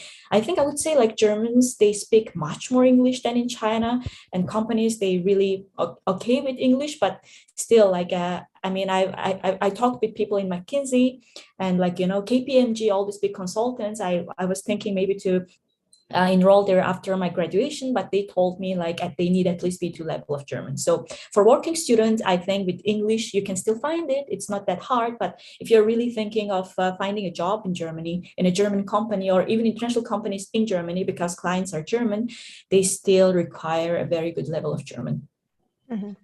Got it. So one final question for me here is about your experience applying to German universities. Yeah. So how was it? I mean, was it hard, difficult, or is it like a difficult process entirely? Maybe there's layers of application process. Yes, I mean, I would say it's very similar to applying to other countries. And I mean, we have worked together, we have helped many hundreds of thousands of students to apply to universities. So we know the admission criteria. But I think the different thing was like usually in China or like in other countries, you just like, you don't have this like UniAssist, this kind of organization that you have to go through document checking. That was the hardest part, because like I applied through UniAssist during COVID. So I was lucky so that I didn't need to physically send my documents to UniAssist. But because during COVID, they were like really like they didn't want to take the documents by hand because COVID measures. But I think maybe now after COVID, you will still need to mail your documents from your university stamp to UniAssist, so for them to qualify your degree. So after you send your document, after they qualify your degree, only then you can apply to the universities. So I think that was a very big step. And also it's the same for Belgium too. Like they really have to check the originality of your diploma and the transcript. And so I think that was the biggest difference in general. And I think bachelor's diploma and transcript, like CV and motivation letter, I think it's like same for each and every country. And the interview, of course, it depends from uni to uni. Yeah, we also have very specific interview here, but I would say just the UniAssist was the big thing to understand it. All right, so thank you so much, Dolgun, for sharing your study in German experience. We're happy to see you again, and we're happy to hear your stories about studying in German. Yes, thank you. Yeah, thank you. All the best. We'll see you next time. Yeah, see you. Thank you. Thank you. So,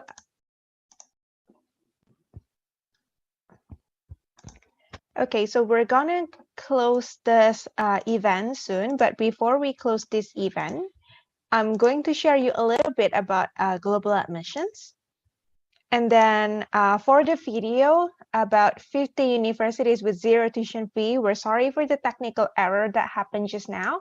So we hope you can subscribe to our YouTube channel, Global Admissions, and we will post the video from Savannah about 50 universities with zero tuition fee there, so you can watch it anytime, anywhere. And then for this event itself, the recording of this event will be shared to our YouTube channel, Global Admissions, as well later. So make sure to subscribe so you can stay updated with the contents from the Global Admissions team. So we have brought you to Spain, Germany, and then Barbados, South Korea, and also South Africa. So now we will share a little bit about global admissions before we close this event. So first and foremost, why global admissions? So global admissions is giving a free service for international students to apply to overseas universities. So you just need to pay the application fee as required by the university.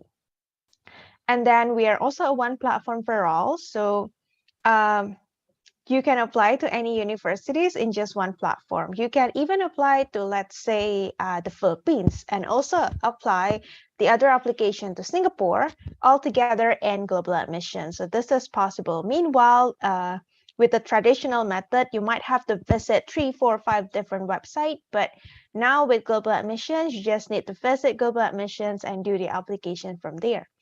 And then our team is quite responsive. So we have professional counselors available to help you from end to end. So you can contact us by email, or you can even schedule a call with our team so we can assist you with the next step of your application. So for the areas of coverage or countries of region that we covered so far, we can send you to European countries, Australia, Asian continents, and also Americans. So you can check the countries here. So if, let's say, you want to study in Germany, South Africa, South Korea, or where else, Japan, Singapore, Barbados, in Spain, everything is available on global admission. So make sure to check global admissions. And if, let's say, you are interested to study in China, be sure to check the sister company, China Admissions, as well, where we help you apply to Chinese universities. So this is some of the universities that we're working with. You can check this, and you can also check it on the global admissions website. So this is the link to global admissions website, where you can search for programs and then do your online application from our website, global admissions. So for recent updates and articles, you can check the blog on global admissions to find more tips and some guides to help you apply to the overseas universities. Make sure that first of all, you know which major you want to apply for. I think this is the most important thing, knowing which subject that you want to study, which are the things that you're passionate about to pursue for your future studies. And then after that is to decide the destination. So if you are confused, maybe you have doubts, or you have some concern about studying here and there, feel free to check out with global admissions team. You can always email us or schedule a call with our team so we can assist you and also bring you to the right direction and go along with your application process. And then finally, you can check our YouTube channel, Global Admission. So for Savannah's video, we will share it on our YouTube channel, Global Admission, so you can check it after this. So it's about 50 universities with zero tuition fee. So if you're looking into some scholarships opportunity or university with a very, very cheap fee and basically free, please check out Savannah's video on YouTube channel Global Admissions. Or if you're interested to study in China, you can also check out our YouTube channel, China Admissions, for updates as well. And in case if you have any more questions, we're sorry, due to the time limitation, we might not able to answer each and every question today. So if you have any questions about the admissions process or about requirements, about what scholarships or studying at certain countries, or you just simply need some recommendations or you need some consultation with our teams, so you can always email us to apply@globaladmissions.com, and then we can help you through email, or you can also book a call with our team. You can email us first and then let us know that you wanted to book a call with our team so we can arrange the call for you. And then for social media social media users, I'm sure everybody uses social medias now. Feel free to stay connected with us, where you can get all the updates from Global Admissions team, especially about the events or programs or basically anything you should know for your study overseas application process. So you can also connect with us on Facebook, Twitter, YouTube, LinkedIn, Instagram, and then if you have WeChat, you can also follow our WeChat official account for China and global admissions update. So thank you very much, everybody. We're sorry we cannot answer all the questions today, and then we're happy to see you again on today's event. So we hope all the information we're sharing today are fruitful for you, and we hope that this will bring you to the path of your studying overseas journey. So thank you, everybody. See you in the next event. Bye-bye. Have a nice day.